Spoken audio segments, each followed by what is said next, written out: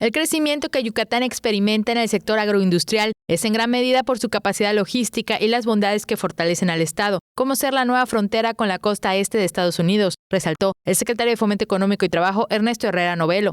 Se demostró que el sur del estado tiene su potencial en el cultivo de productos del campo, que son requeridos en los mercados de Estados Unidos. En el sur del estado, en Becamchem, comisaría de Tecash, se están cultivando berenjenas, pepinos, chiles en diferentes categorías y se exporta absolutamente todo al mercado de los Estados Unidos. Estás hablando que más de 1,000 familias viven directamente de la agroindustria y eso ha demostrado que el suelo yucateco con tecnología es productivo. Una empresa de productos agrícolas del sur del estado, en temporada, envía hasta 2,000 contenedores a su centro de distribución en Panama City, Florida, que luego distribuye a diversas entidades de la Unión Americana. Yucatán tiene la ventaja para enviar sus productos al mercado norteamericano en el menor tiempo posible, y la modernización del puerto de altura fortalecerá esa característica de Yucatán.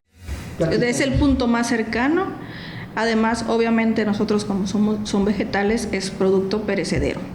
Entre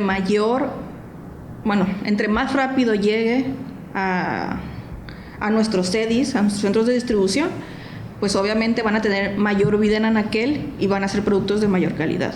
De verdad que sí, o sea, sería el escenario ideal para nosotros por la cantidad de contenedores que movemos en nuestra temporada. Ahorita no estamos en temporada, ahorita estamos descansando, pero cuando empieza desde noviembre hasta el mes de mayo, nosotros estamos semana tras semana, a veces hasta 100 contenedores por semana.